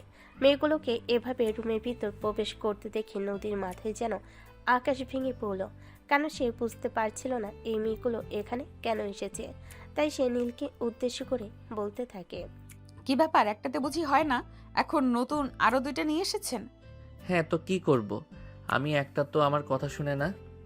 তাই ওটাকে একটু মডিফাই করার জন্য বাকি দুইটাকে নিয়ে এসেছি। ম্যাডাম যান, আপনাদের কাজ শুরু করুন। এই বলে নদীকে কোনো কথা বলার সুযোগ না দিয়ে নীল রুমের দরজাটা বাইরে থেকে লাগিয়ে দিয়ে সেখান থেকে চলে গেল। আর মেয়ে দুইটা নদীর দিকে এগিয়ে যাচ্ছিল। নদীও বুঝতে পারছিল না তার সঙ্গে কি হতে চলেছে আর কেনই বা হতে চলেছে। নদী মেয়ে দুটোকে উদ্দেশ্য করে বলতে লাগলো, কি ব্যাপার, আপনারা কারা আর এখানে কেন এসেছেন? আরে আপনি তো আজব, আপনার হাজবেন্ড আমাদেরকে নিয়ে এসেছে আপনাকে সাজানোর জন্য, আর আপনি তো দেখছি ভয়ে একদম কুঁকড়ে যাচ্ছেন। এমন কেন আপনি? মানে কি বলছেন? আমি তো কিছুই বুঝতে পারছি না। মানে আজ বিকেলে নাকি আপনাদের বাড়িতে একটা অনুষ্ঠান আছে, তাই আপনার হাজবেন্ড আমাদেরকে বুকিং করে নিয়ে এসেছে আপনাকে সাজিয়ে দেওয়ার জন্য। আপনি নাকি ঠিকঠাক মতো শাড়িটাও পরতে পারেন না, তাই আমাদেরকে এখানে নিয়ে আসা হয়েছে। আপনাদেরকে এখানে এজন্য নিয়ে আসা হয়েছে, সেটা তো আপনারা আগে বললেই পারতেন। দেখুন, আমাকে সাজানোর কোনো প্রয়োজন নেই। আপনারা এখান থেকে চলে যান, আমি নিজেই সেজে নিতে পারবো। সেটা বললে হবে না ম্যাডাম, আপনার হাজবেন্ড আমাদের দুজনকে 20,000 টাকা দিয়ে বুকিং করে নিয়ে এসেছে আপনাকে সাজানোর জন্য। আর এখন যদি আমরা আপনাকে না সাজিয়েই চলে যাই, তাহলে আমাদের এই 20,000 টাকা হাতছাড়া হয়ে যাবে। তাতে আমার কিছু হয় নাই, তাতে আমার কিছু করার নাই। আপনারা প্লিজ এখান থেকে চলে যান, আমি আপনাদের কাছে সাজগোজ করতে চাই না। এই বলে নদী মেয়ে দুটোকে রুম থেকে বের হয়ে যেতে বলো, কিন্তু মেয়ে দুটো কোনোভাবেই যাচ্ছে না, চুপচাপ সেখানে দাঁড়িয়ে আছে। তখনই নদী ধমক দিয়ে মেয়ে দুইটাকে বলতে লাগলো, কি ব্যাপার, কি হলো আপনাদের? আমি কি বলেছি, আপনারা কি আমার কথা শুনতে পাননি নাকি? তা এখনো এখানে দাঁড়িয়ে আছেন কেন? বললাম তো ম্যাডাম, আমাদেরকে নিয়ে আসা হয়েছে আপনাকে সাজগোজ করানোর জন্য। আর এখন যদি আমরা আপনাকে সাজগোজ না করিয়ে চলে যাই, তাহলে আমাদের টাকাটা হাতছাড়া হয়ে যাবে। 20,000 টাকা আমরা তো এভাবে হাতছাড়া হতে দিতে পারি না। এই বলে মেয়ে দুটো নদীর মধ্যে কথা কাটাকাটি হচ্ছিল। ঠিক সেই মুহূর্তেই নীল রুমের মধ্যে এসে প্রবেশ করে আর নদীকে বলতে থাকে, কি ব্যাপার সুইটহার্ট, কি হয়েছে? তুমি এভাবে ওদের সঙ্গে তর্ক কেন করছো? আপনি ওদেরকে এখানে কেন নিয়ে এসেছেন? ওদেরকে তো এখান থেকে চলে যেতে বলুন, আমি নিজেই তৈরি হয়ে নিতে পারবো। ডার্লিং, সেটা বললে হবে না, কারণ তুমি নিজের শাড়িটাও ঠিকঠাক মতো পরতে পারো না। আর পার্টিতে অনেক মানুষজন আসছে, আমি সেখানে তোমাকে জোকার সাজিয়ে নিয়ে যেতে চাই না, মানুষের সামনে হাসির পাত্র হতে চাই না। এই বলে নীল মেয়ে দুটাকে বলে নদীকে সাজানোর জন্য, আর তারপর সে আবারও রুমের দরজাটা বাড়ি থেকে লক করে চলে গেল। এদিকে মেয়ে দুটো নদীকে সাজাতে শুরু করে দিল। নদীও বাধ্য হয়ে আর কোনো উপায়ন্তর না পেয়ে সেজে নিল। দেখতে দেখতে সন্ধ্যা হয়ে আসলো আর বাড়ি ভর্তি মেহমান আসতে শুরু করলো। সবাই উচ্চবিত্ত ফ্যামিলির লোক, সবাই হাই সোসাইটিতে বিলং করে। সেখানে নদী নিজেকে বেমানান মনে হচ্ছিল, তাই সে বারবার সেখান থেকে চলে আসতে চাইছিল, কিন্তু নীল তাকে সেটা করতে দিল না। অনুষ্ঠানের শুরুতে নীলের আব্বু নদী আর নীলকে নিজের কাছে ডেকে নিল আর সবার সঙ্গে নিজের পুত্রবধূর পরিচয় করিয়ে দিল। তারপরে শুরু হলো সেদিনকার পার্টি। পার্টি শেষ হতেই রাত 10টার মতো বেজে গেল। নদী ততক্ষণে রুমে এসেছে। নদীর শরীর খুব ক্লান্ত লাগছে, তাই সে ফ্রেশ না হয়েই বিছানায় শুয়ে পড়ল। রুমে এসে দেখি নদী ওভাবেই শুয়ে আছে। নীল তখন নদীকে ডেকে তুলে বলতে লাগলো, কি ব্যাপার, কি হয়েছে? তোমার শরীর খারাপ লাগছে নাকি? না, আমি ঠিক আছি। আমাকে নিয়ে আপনার চিন্তা করতে হবে না। আপনার যেটা নিয়ে চিন্তা করা প্রয়োজন, আপনি সেটা নিয়েই চিন্তা করুন। আমার তো এখন শুধুমাত্র আমার বউকে নিয়েই চিন্তা করা প্রয়োজন। আমার তো এখন অন্য কোনো কিছু নিয়ে চিন্তা করার কোনো প্রয়োজন নেই। তাহলে আমি অন্য কিছু নিয়ে কেন চিন্তা করব? আমি শুধু আমার বউকে নিয়েই চিন্তা করব। বুঝতে পেরেছো? না, আমি বুঝতে পারিনি। আর কোনো কিছু বোঝার প্রয়োজন আছে বলেও আমি মনে করছি না। আর আমি ঘুমাচ্ছি, আমাকে কোনো প্রকার বিরক্ত করবেন না। নীল তখন নদীকে বলতে লাগলো, এই সেটা ভালো কথা, সেটা না হয় আমি বুঝলাম, কিন্তু সারা রাত দিন অনেক ধকল গেছে তোমার উপর দিয়ে। অন্তত ফ্রেশ হয়ে খাওয়া দাওয়া করে নাও, তারপর ঘুমাও, তখন আমি তোমাকে আর কিছুই বলবো না। হয়েছে, এত আধিক্যতা দেখাতে হবে না, সরেন আপনি আমার সামনে থেকে। বলে নদী বিছানা থেকে উঠে দাঁড়িয়ে আলমারি থেকে একটা 3 পিস নিয়ে ওয়াশরুমে চলে গেল। কিছুক্ষণ পর ফ্রেশ হয়ে কাপড় চোপড় চেঞ্জ করে তারপর বিছানায় এসে শুয়ে পড়ল। আর তখন সে নীলকে উদ্দেশ্য করে বলতে লাগলো, আমি বুঝতে পেরেছি আপনার চরিত্রে সমস্যা আছে। আজ থেকে আপনি সোফায় ঘুমাবেন আর আমি খাটে ঘুমাবো। আপনি ভুল করেও আমার কাছে আসবেন না, কথাটা মনে থাকে যেন। ও মা, এটা কি মগের মূল্যক নাকি? বাড়ি আমার, ঘর আমার, বিছানা আমার, সেখানে আমাকে সোফায় ঘুমাতে হবে? এটা তো হতে পারে না। আমি বিছানাতেই ঘুমাবো। তোমার যদি আমার সঙ্গে ঘুমাতে সমস্যা হয় তাহলে তুমি সোফায় ঘুমাতে পারো। Are you mad? আমি সোফায় ঘুমাবো? আমি সোফায় ঘুমাতে পারবো না। আমার সব সময় একা একা এক বিছানায় ঘুমানোর অভ্যাস। আমি একা একাই বিছানায় ঘুমাবো। ভুল করেও আমার কাছে আসার চেষ্টা করবেন না। এই কথা বলে নদী বিছানায় শুয়ে ঘুমিয়ে পড়ল মুহূর্তের মধ্যেই। আর এটা দাঁড়িয়ে দাঁড়িয়ে নীল দেখছিল। সে বিশ্বাসই করতে পারে না একটা মানুষ কি করে বিছানায় পিঠ লাগানোর সাথে সাথে ঘুমিয়ে যেতে পারে। এদিকে নীল কি করবে সেটাই বুঝতে পারছে না। এদিকে নদী যদি ঘুম থেকে উঠে দেখে সে তার পাশে শুয়ে আছে তাহলে রেগে যাবে, আর সে বিছানা ছাড়া ঘুমাতেও পারে না। বেশ কিছুক্ষণ চিন্তা ভাবনা করার পর সে বিছানা থেকে শুয়ে পড়ল। কিন্তু মাঝরাতে ঘটল বিপত্তি। হঠাৎ করে নদী বুকের উপর নীলের হাতটা চলে গেল। নদীর বুকের উপর হাত পড়তে নীল অন্যরকম একটা স্পর্শ অনুভব করলো। সে যেন হঠাৎ করে কোথাও একটা হারিয়ে গেল। আস্তে আস্তে নদীর কাছে যেতে লাগলো। নিজের হাত দিয়ে নদীর বুকের উপর হাত বুলাতে লাগলো। নদীও নীলের ছোঁয়া পেয়ে তার আরো কাছে চলে আসলো। নদী নীলের কাছে চলে আসতে নীল নদীকে নিজের সঙ্গে মিশিয়ে নিয়ে ভালোবাসার স্পর্শ দিতে লাগলো। নদী তখনও ঘুমের ঘরে ছিল, তাই কোনো কিছুরই হুঁশ ছিল না। কারণ নদী একবার ঘুমিয়ে গেলে দুনিয়া কিয়ামত হয়ে গেলেও সে আর বলতে পারে না। নীল নদীর সারা শরীরে ভালোবাসার স্পর্শ দিতে থাকে। নীলের ভালোবাসার স্পর্শ পেয়ে নদী একদম শিহরিত হয়ে ওঠে আর নিজে নিজে নীলের খুব কাছে আসতে শুরু করে।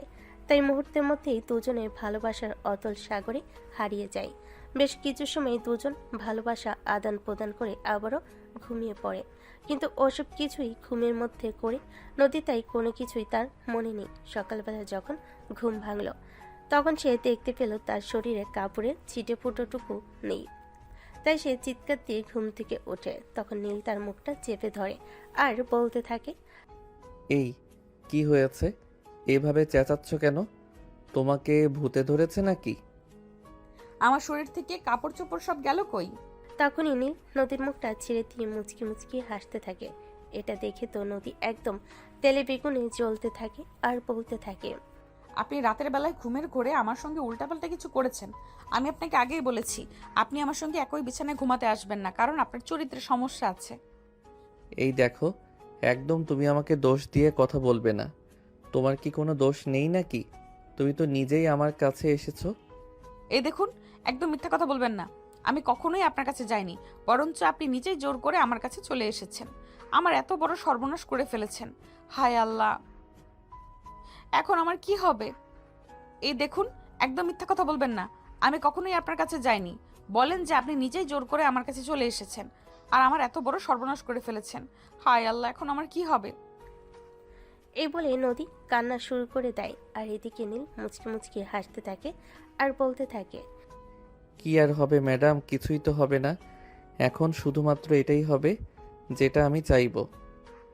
মানে কি বলছেন আপনি? যদিও উল্টাপাল্টা কিছু হয়ে যায় তারপরও আমি এই সব কিছু শেষ করে দেব। আমি কোনোভাবেই আপনার সন্তানের মা হতে পারবো না। মিসেস নদী, তুমি আমার ভালো মানুষের রূপটা দেখেছো, কিন্তু খারাপ মানুষের রূপটা তুমি এখনো দেখোনি। আর যদি দেখতে না চাও তাহলে তুমি যেটা চিন্তা করছো সেটা করার চিন্তাও করো না। আপনি আর একটাও কথা বলবেন না আমার সঙ্গে। আর কি এমন খারাপ হওয়ার বাকি আছে? যা হওয়ার সব হয়ে গেছে। আপনি তো আমার সব কিছু শেষই করে দিয়েছেন। মুখটা বন্ধ করো আর চুপচাপ ফ্রেশ হয়ে আসো। একটা কথাও বলবে না। এদিকে নীলের এমন কথা শুনে নদী আরো অনেক বেশি রেগে যাচ্ছিল। সে নিজেকে আর কোনোভাবে কন্ট্রোল করতে পারছিল না। কি করবে বুঝতে না পেরে তখন সে তার বড় বোনকে ফোন করে। আসসালামু আলাইকুম আপু, কেমন আছিস? ওয়ালাইকুম আসসালাম। এই তো আলহামদুলিল্লাহ ভালোই আছি। তোর কি অবস্থা? তুই কেমন আছিস? আমি ভালো নেই রে আপু। আমার সঙ্গে সব খারাপ হচ্ছে, ভালো কোনো কিছুই হচ্ছে না। কেন, কি হয়েছে? আমাকে খুলে বল তো শুনি, তা না হলে আমি বুঝবো কি করে।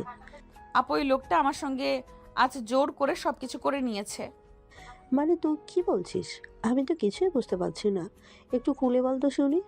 দেখ আপু, একদম নাটক করিস না। তুই বিবাহিত একটা মেয়ে, আর আমি কি বলতে চাইছি সেটা তোর বোঝার অপেক্ষায় রাখে না। ও আচ্ছা, ঠিক আছে, বুঝতে পেরেছি। কিন্তু কি হয়েছে সেটা তো আমাকে বলবি। সে তোর হাজবেন্ড। আমি এই লোকটাকে নিজের হাজবেন্ড বলে মানি না। আমি তো এই লোকটার সঙ্গে থাকবো না। এখন তুই আমাকে এটা বল, এই লোকটা আমার সঙ্গে খারাপ কিছু করেছে, আমি এখন প্রেগনেন্ট হয়ে যাব না তো? কতবার করেছে আর কতক্ষণ? একবারই করেছে, কিন্তু কতক্ষণ সেটা তো আমি বলতে পারবো না। কারণ তুমি তো খুব ভালো করেই জানিস, আমি ঘুমিয়ে গেলে কিয়ামত হয়ে গেলেও আর খুঁজে পাই না। ও আচ্ছা, এই ব্যাপার। এতে কোনো প্রবলেম হবে না, কারণ 2-1 বার হলে প্রেগনেন্ট হওয়ার কোনো চান্স থাকে না। যদি আর চাইতে বেশি হতো তাহলে কিছু হওয়ার চান্স ছিল। আপু তুই শিওর হয়ে বলছিস তো? আমার কিন্তু খুব ভয় করছে। আমি এই লোকটার সঙ্গে কোনোভাবেই এখানে থাকতে চাই না। রে, আমি শিওর হয়ে বলছি, তুই একবার ফিজিক্যাল রিলেশন করলে কেউ প্রেগনেন্ট হয় না। তাছাড়া তুই যদি আমার এই কথা বিশ্বাস করতে না পারিস, তাহলে তুই একজন ডাক্তারের পরামর্শ নিতে পারিস। হ্যাঁ, তুই একদম ঠিক কথাই বলেছিস। আমি কোনো রিস্ক নিতে চাই না। আমি আজই একজন ডাক্তারের সঙ্গে কথা বলবো। এই বলে নদী ফোনটা কেটে দিয়ে ওয়াশরুমে চলে গেল। বেশ কিছুক্ষণ পর ফ্রেশ হয়ে আসতে তার শাশুড়ি মা তাদেরকে নাস্তা করার জন্য ডেকে নেয়। নাস্তা শেষ হলে নদী তার নিজের রুমে এসে চুপচাপ বসে থাকে, কারোর সঙ্গে কোনো কথাই বলে না। ইতিমধ্যে নীল অনেকবার নদীর সঙ্গে কথা বলার চেষ্টা করেছে, কিন্তু নদী নীলের সঙ্গে কোনো কথাই বলেনি। সে চুপচাপ বসে আছে আর রাগে ফুসফুস করছে। নীল অনেকবার তার সঙ্গে কথা বলার চেষ্টা করলেও সে কোনো কথা বলারই সুযোগ দিচ্ছে না। এদিকে ঠিক তখনই নীলের আম্মু নদীর সঙ্গে কথা বলতে আসে। বৌমা কি করছো? নদী তখনও গাল ফুলিয়ে বসে আছে, নীলের আম্মুর সঙ্গেও কোনো কথা বলছে না। এটা দেখে নীলের আম্মু নিজে এসে নদীর কাছে বসলো আর তারপর নদীর মাথায় হাত বুলিয়ে দিয়ে বলতে লাগলো। কি ব্যাপার বৌমা, কি হয়েছে তোমার? এরকম বিষণ্ণ কেন দেখাচ্ছে? তুমি কি কোনো ব্যাপার নিয়ে মন খারাপ করছো নাকি? সেটা আপনি আমাকে জিজ্ঞাসা না করে আপনার ছেলেকে জিজ্ঞাসা করুন, তাহলেই পেয়ে যাবেন। কি রে নীল, বৌমাকে কি বলেছিস? বৌমা এরকম মন খারাপ করে রেখেছে কেন? তুই কি বৌমার সঙ্গে ঝগড়া করেছিস নাকি? ঝগড়া কেন করতে যাব? আমার 10টা না 5টা না একটা মাত্র আদরের বউ, তার সঙ্গে আমি ঝগড়া করতে পারি? সেটা তুমিই বলো না। তাহলে বৌমা এভাবে মন খারাপ করে রেখেছে কেন? কি হয়েছে বৌমার? সেটা তুমি ওকে জিজ্ঞাসা করো। বৌমা, তুমি আমার সঙ্গে আমার রুমে চলো, তারপর আমি তোমার সঙ্গে কথা বলবো। আর একটা কথা তুই কান খুলে শুনে রাখ, বৌমা যদি এটা স্বীকার করে যে তুই বৌমাকে কিছু বলেছিস, তাহলে তোর সঙ্গে এমন কিছু হবে যেটা তুই কল্পনাও করতে পারবি না। এই কথা বলে নীলকে শাসাতে শাসাতে নীলের আম্মু নদীকে নিয়ে সেখান থেকে চলে গেল। নীল চুপচাপ রুমের মধ্যে বসে রইল। এদিকে নীলের আম্মু নদীকে নিজের রুমে নিয়ে এসে আবারও জিজ্ঞেস করতে লাগলেন। তখন নদী তার শাশুড়ি আম্মুকে বলতে লাগলো। আচ্ছা আম্মু, আমার শরীরটা খারাপ লাগছে, তাই আপনার ছেলেকে বলেছিলাম আমাকে একটু ডাক্তারের কাছে নিয়ে যাওয়ার জন্য, কিন্তু আপনার ছেলে নিজেও নিয়ে যাচ্ছে না, আবার আমাকেও যেতে দিচ্ছে না। ও আচ্ছা, এই ব্যাপার। কোনো সমস্যা নেই, তুমি কোনো চিন্তা করো না। আমি এক্ষুনি নীলের সঙ্গে কথা বলছি, ও যাবে, ওর ঘাড় পর্যন্তও যাবে। আমি তো সেটাই বলছিলাম, কিন্তু আপনার ছেলে তো আমার কোনো কথাই শোনে না। তুমি কোনো চিন্তা করো না বৌমা, কখন যাবে শুধু সেটা বলো। তারপর নদী তার শাশুড়ি আম্মুকে বলল বিকেলবেলা ডাক্তারের কাছে যাবে। আর তারপর নিজের রুমে চলে আসলো। এদিকে নীলের আম্মু নীলকে ডেকে নিয়ে বলতে লাগলেন। কি রে বৌমা, ডাক্তারের কাছে যেতে চাইছে, শরীর খারাপ লাগছে, তুই নিয়ে যাচ্ছিস না কেন? আম্মু তোমাকে একদম মিথ্যা কথা বলেছে, কিছুই হয়নি। আর একটাও কথা বললে চটকানা মেরে তোর সব কটা দাঁত ফেলে দিব। বলে দিলাম, তুই বিকেলে বৌমাকে নিয়ে ডক্টরের কাছে যাবি। আমি কোনো কথা শুনতে চাই না। আর যদি একটা কথা বলেছিস, তাহলে আমার চাইতে খারাপ কিন্তু কেউ হবে না, এটা তোকে আমি বলে দিলাম। আচ্ছা ঠিক আছে। এই বলে সেদিন বিকেলবেলা নীল নদীকে নিয়ে ডক্টরের কাছে গেল। আর নদী তখন ডক্টরের সঙ্গে এই ব্যাপারটা নিয়ে কথা বললো, আর ডাক্তারও তখন তাকে একই কথা জানালো। তাই নদী নিশ্চিন্ত মনে বাসায় ফিরে আসলো। তারপর থেকে ভালোই যাচ্ছিল দিনগুলো। ইতিমধ্যে প্রায় 3 মাস অতিবাহিত হয়ে গেছে। তারপর থেকে নদী খুব কেয়ারফুলি থাকতো যাতে নীল তার কাছে আসতে না পারে এবং তার সঙ্গে আর উল্টাপাল্টা কিছু করতে না পারে। কয়েকদিন ধরে নদীর শরীরটা বেশ খারাপ লাগছে, গা গোলাচ্ছে, বমি বমি লাগছে। নদী বুঝতে পারছে না এসব কি হচ্ছে তার সঙ্গে। সে মনে মনে ভাবছে হয়তো গ্যাস্ট্রিকের প্রবলেম হচ্ছে, তাই সে কয়েকদিন ধরে নিয়মিত গ্যাস্ট্রিকের ওষুধ খাচ্ছে, কিন্তু কোনোভাবেই কাজ হচ্ছে না, বরঞ্চ দিনকে দিন প্রবলেমগুলো বেড়েই চলেছে। নদীর এমন অবস্থা দেখে তার শাশুড়ি আম্মু তাকে বলে, বৌমা, কদিন ধরে দেখছি তোমার শরীরটা বড্ড খারাপ হয়ে যাচ্ছে। খাওয়া দাওয়া ঠিক মতো করতে পারছো না। কিছু কি হয়েছে তোমার? আম্মু আমি তো সেটা সঠিক বলতে পারছি না, কিন্তু কয়েকদিন ধরে খুব খারাপ লাগছে। ভাবলাম হয়তো গ্যাস্ট্রিকের সমস্যা হচ্ছে, তাই তো গ্যাস্ট্রিকের ওষুধ খাচ্ছি, কিন্তু কিছুতেই কিছু হচ্ছে না। তাহলে তো তোমার এখনই ডাক্তার দেখানোর প্রয়োজন। তুমি বিকেলে রেডি হয়ে থেকো, আমি নীলকে বলবো তোমাকে নিয়ে ডক্টরের কাছে যাওয়ার জন্য। আম্মু তখনই নীলকে ফোন করলো আর নদীকে নিয়ে বিকেলবেলা ডক্টরের কাছে যাওয়ার জন্য বলল। নীল বিষয়টা কিছুটা আন্দাজ করতে পারলো, তার আম্মুকে কিছুই বললো না।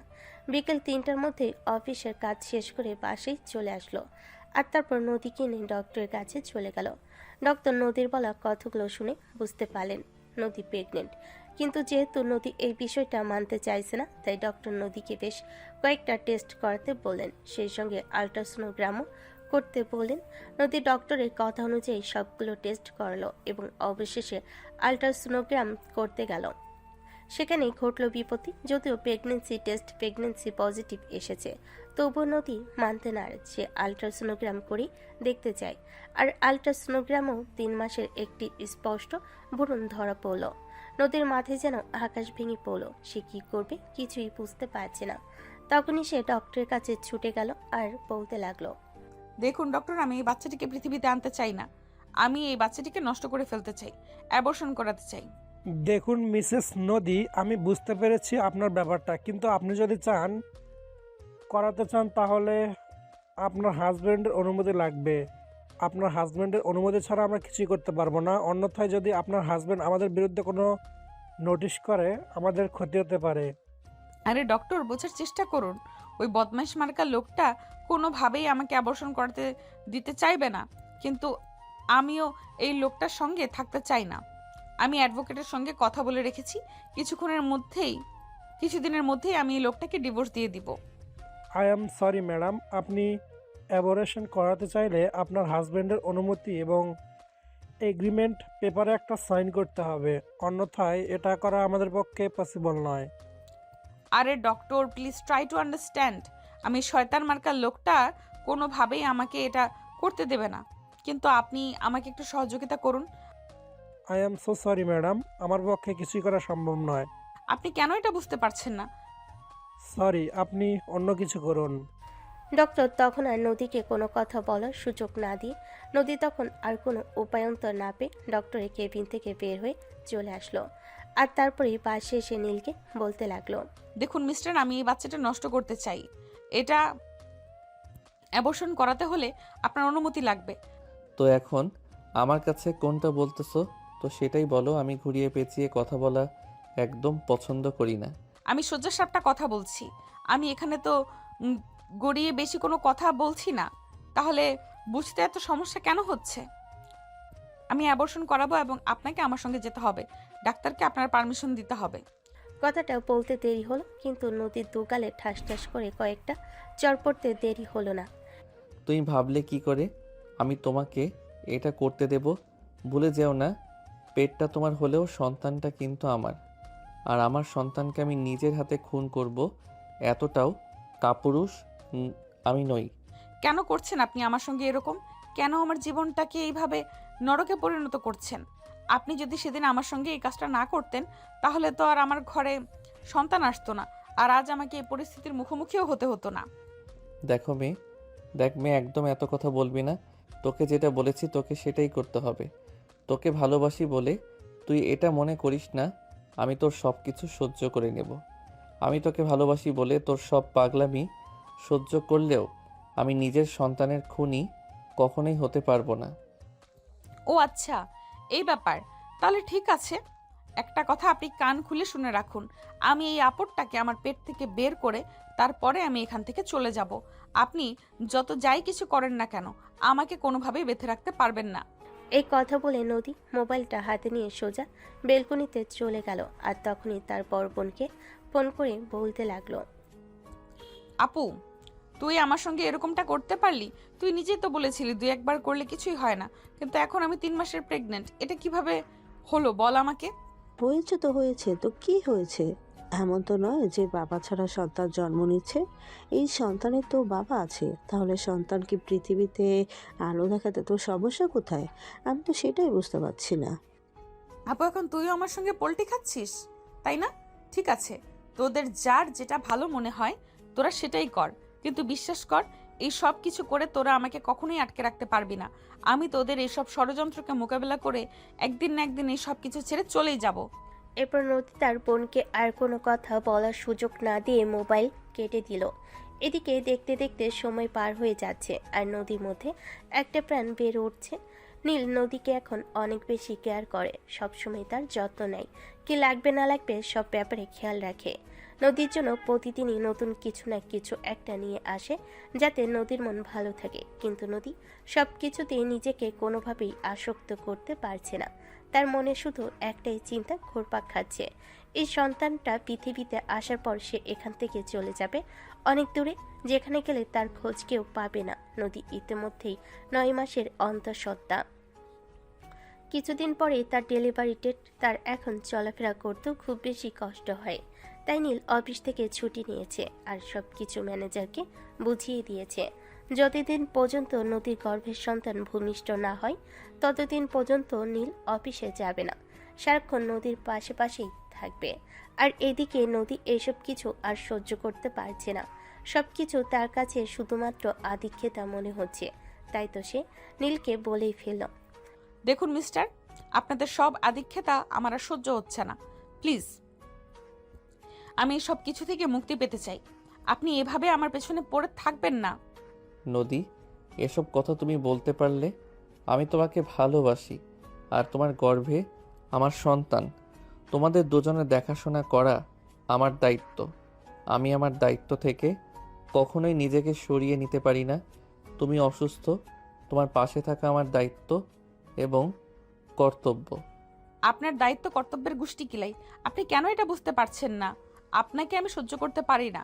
1000বার 1000টা কথা বলার পরেও কেন আপনি বেহায়ের মতো আমার পেছনে পড়ে আছেন? কেন বুঝতে চাইছেন না আমি আপনাকে আমার চোখের সামনে দেখতে চাই না? তুমি আমাকে যত যাই কিছু বলো আর যত অপমানই করো না কেন, আমি তোমার অপমানে কিছুই মনে করব না। আমি তোমার কথায় আমার দায়িত্ব থেকে একটু পিছিয়ে যাব না। তোমার গর্ভে আমার বংশধর আসতে চলেছে বলে কথা। এই বলে নীল নদীকে আগের মতোই সেবা যত্ন কন্টিনিউ করতে থাকে, কিন্তু নদীতেও কোনোভাবেই এসব কিছু সহ্য করতে পারত না। সব কিছুই তার কাছে বিষাদময় মনে হতো। দেখতে দেখতে নদীর ডেলিভারি ডেট ঘনিয়ে আসে। এই তো আজ সকালবেলা হঠাৎ করে নদীর ডেলিভারি পেইন ওঠে। নদীর অবস্থা খারাপ হতে শুরু করে। নদীর অবস্থা দেখে নীল আর এক মুহূর্ত দেরি করল না, অ্যাম্বুলেন্সে ফোন দিল এবং মুহূর্তের মধ্যেই নদীকে নিয়ে হসপিটালে চলে আসলো। নদীর এবং বাচ্চার শারীরিক অবস্থা ভালোই ছিল, তাই কিছুক্ষণের মধ্যেই নর্মাল ডেলিভারিতে নদীর একটা মেয়ে সন্তানের জন্ম হয়। মেয়েটা দেখতে একদম হুবহু নদীর মতোই দেখতে ছিল। এক কথায় বলতে গেলে নদীর কপি ভার্সন। নীল, তার ফ্যামিলি এবং নদীর ফ্যামিলির সবাই অনেক বেশি খুশি ছিল, কিন্তু নদীকে মুহূর্তের জন্য একটু খুশি হতে দেখা যায়নি। যদিও এই বিষয়টা ফ্যামিলির সবাই নোটিশ করেছিল, কিন্তু কেউই নদীকে কোনো কথা বলার সাহস পেল না। কারণ একটাই, নীল কোনোভাবেই চায় না তার ভালোবাসার মানুষটার কোনোভাবেই মন খারাপ হোক, কিংবা তার ভালোবাসার মানুষটা কারোর কথাই বিন্দুমাত্র কষ্ট পাক। 3 দিন নদীকে শারীরিকভাবে ঠিকমতো সুস্থ হওয়ার জন্য হসপিটালে রাখা হয় এবং নদী সুস্থ হলে তাকে 3 দিন পর বাসায় নিয়ে আসা হয়। সবকিছু ঠিকঠাকই চলছিল, কেউ বুঝতেই পারছিল না নদীর মনের মধ্যে কিছু একটা চলছে, নদী কিছু একটা করতে পারে। নদীও এমন ভাব করছিল যে সে নিজেও কাউকে কোনো কিছু বুঝতে দিচ্ছিল না। বাবুর বয়স আজ 7 দিন, আজ আকিকা দিয়ে নাম রাখা হবে। কিন্তু সকালবেলা ঘুম থেকে উঠতেই সেই সকালটা নীল এবং তার ফ্যামিলির সবার জন্য একটা দুধর্ষ সময় সকাল হয়ে উঠল। নীল ঘুম থেকে উঠেই দেখতে পেল নদী বিছানায় নেই, মেয়েটা ঘুমাচ্ছে। সে মনে মনে ভাবলো হয়তো বেলকুনিতে আছে কিংবা বাইরে হাঁটতে গেছে। এদিকে মেয়েটা তখন ঘুম থেকে উঠে পড়ে। নীল মেয়েটাকে নিয়ে ব্যস্ত হয়ে পড়ে, তাকে নিয়ে ঘরের মধ্যেই পায়চারি করতে শুরু করে। কিন্তু মিনিট পেরিয়ে ঘন্টা পার হলো, কিন্তু নদীর রুমে আসার কোনো নাম গন্ধ নেই। তাই নীল মেয়েকে কোলে নিয়ে নদীকে খুঁজতে শুরু করলো, কিন্তু কোথাও খুঁজে পেল না। বাড়ির প্রত্যেকটা রুম থেকে শুরু করে বেলকনি থেকে শুরু করে ছাদ এবং বাগান পর্যন্ত ঘুরে দেখলো, কিন্তু কোথাও নদীর চিহ্নটুকু পাওয়া গেল না।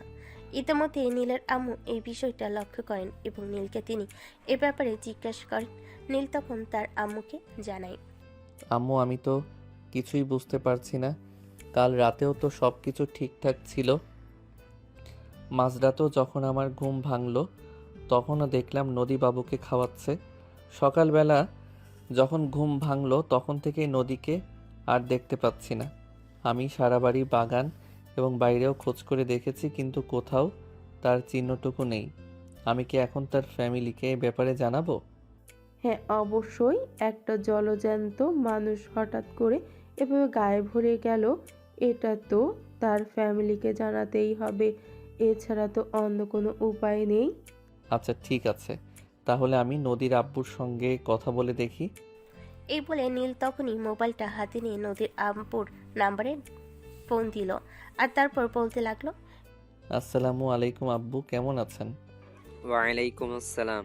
বাবা, এই তো আলহামদুলিল্লাহ, আল্লাহ রহমতে ভালোই আছি। তোমাদের কি অবস্থা? তোমরা কেমন আছো? আর আমার নানু ভাই কেমন আছে? সব কিছুই ঠিক আছে, কিন্তু আব্বু একটা বিশাল প্রবলেম হয়ে গেছে। আপনাকে কিভাবে যে ব্যাপারটা খুলে বলবো এটাই বুঝতে পারছি না। কি হয়েছে বাবা? সেটা আমাকে খুলে বললে, তা না হলে আমি বুঝবো কি করে? আসলে বাবা, নদীকে সকাল থেকে কোথাও খুঁজে পাওয়া যাচ্ছে না। এসব তুমি কি বলছো? সব কিছু তো ঠিকঠাক ছিল, তাহলে হঠাৎ করে আবার কি হলো? হ্যাঁ আব্বু, সব কিছু একদম ঠিকঠাক ছিল। মাঝরাতেও যখন আমার ঘুম ভাঙলো তখন দেখলাম নদী বাবুকে ব্রেস্ট ফিডিং করাচ্ছে, কিন্তু সকালবেলা ঘুম থেকে উঠেই তাকে আর কোথাও খুঁজে পাওয়া যাচ্ছে না। ঠিক আছে, তুমি কোনো চিন্তা করো না, আমি থানায় ডায়েরি করেছি, দেখি কি হয়। একটা জলজ্যান্ত মানুষ তো আর এভাবে গায়েব হয়ে যেতে পারে না, তার পিছনে নিশ্চয়ই কোনো কারণ আছে। এই বলে নদীর আব্বু ফোনটা কেটে দিয়ে সেখান থেকে সোজা থানায় চলে গেল। আর এইদিকে নীল তার মতো করে খোঁজ করতে লাগলো, কিন্তু কোনোভাবেই নদীর কোনো খোঁজ পাওয়া গেল না। সময় পেরোতে লাগলো, নীল আর নদীর মেয়েটা বড় হতে শুরু করলো। মেয়েটার বর্তমান বয়স 4.5 বছর। মেয়েটা এখন মোটামুটি সব কথাই বলতে পারে, পড়াশোনাতেও মোটামুটি ভালো। তাই এই বছরই নীল তাকে একটা বাংলা মিডিয়াম স্কুলে ভর্তি করেছে। প্রতিদিন সকালবেলা ঘুম থেকে উঠে ফ্রেশ হয়ে মেয়েকে ঘুম থেকে তুলে ফ্রেশ করিয়ে দেওয়ার, নাস্তা করানো, আর তারপর স্কুল পর্যন্ত পৌঁছে দিয়ে নিজের অফিসে যাও, এটা তার প্রতিদিনকার রুটিন। আর দুপুরবেলা নীলের আম্মু নাতনিকে স্কুল থেকে নিয়ে আসতেন। নীল তার মেয়ের নাম দিয়েছে নীলিমা জাহান পিতি। পিতি মাঝে মধ্যে তার বাবাকে প্রশ্ন করে, আব্বু, আমার বন্ধুদের সবার আম্মু আছে, কিন্তু আমার আম্মু নেই কেন? আমার আম্মু কোথায় গেছে? আমার আম্মু কি খুব পচা? না আম্মু, এভাবে বলে না। আম্মুরা কখনোই পচা হয় না। আমরা সবসময় ভালো এবং খুব ভালো হয়। তাহলে আমার আম্মু আমার কাছে আসে না কেন? আমার বন্ধুদের আম্মুরা তাদেরকে কত আদর করে, কই আমার আম্মু তো আমাকে একটুও আদর করে না। আমার তো আম্মুর ভালোবাসা পেতে খুব ইচ্ছে করে, কেন আমার আম্মু আমার কাছে আসে না, আমায় ভালোবাসে না, আমায় আদর করে না? প্লিজ প্রীতি, এভাবে বলো না।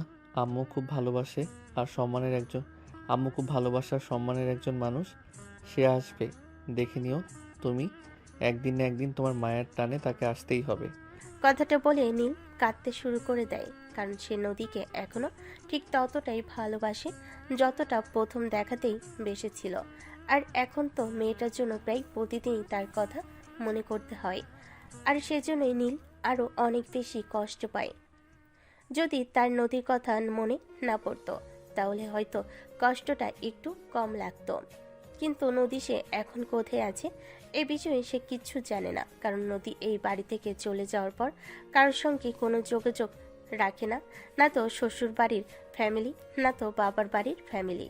প্রীতি স্কুলে ভর্তি হয়েছে আজ 6 মাস হলো। আজকে হঠাৎ করে প্রিন্সিপাল স্যার একজন নতুন ম্যাডামকে নিয়ে ক্লাসরুমে প্রবেশ করলো। তারপর সবার সঙ্গে পরিচয় করিয়ে দিল। মেয়েটা আর কেউ নয়, এটা প্রীতির আম্মু নদী। কিন্তু প্রীতি সেটা জানে না, নদীকে নিজের ম্যাডাম বলেই চিনে। এই তো সেদিন নীলের আম্মু যখন প্রীতিকে নিয়ে আসলো, তখন দূর থেকে নদী এই বিষয়টা লক্ষ্য করলো। সে নিজের শাশুড়ি মাকে চিনতে পারল, কিন্তু তবুও নিজের শাশুড়ি মার সামনে গিয়ে দাঁড়ালো না। পরের দিন সকালবেলা যখন প্রীতি স্কুলে আসলো, তখনই নদী প্রীতির কাছে চলে গেল আর বলতে লাগলো, মামনি, কাল যে একজন তোমাকে নিতে এসেছিল উনি তোমার কে হয়? ও, তুমি আমার দাদুমণির কথা বলছো? উনি তো আমার দাদুমণি হয়, প্রতিদিনই আমাকে নিতে আসে। কেন তোমার দাদুমণি তোমায় নিতে আসে কেন? তোমার আম্মু কোথায়? তোমার আম্মু তোমাকে নিতে আসে না? না, টিচার আমার আম্মু আমাকে নিতে আসে না। আমার আম্মু আমার সাথে থাকে না। আমার আম্মু খুব পচা, আমায় একটুও ভালোবাসে না। কথাগুলো কলিজায় ছুরির মতো আঘাত করছিল নদীর, কিন্তু সে মুখ ফুটে কিছুই বলতে পারছিল না। ছোট্ট এই মাছুম বাচ্চাটাকে কি করে সে ওই ছোট্ট মাছুম বাচ্চাটাকে বলবে সেই তার আম্মু?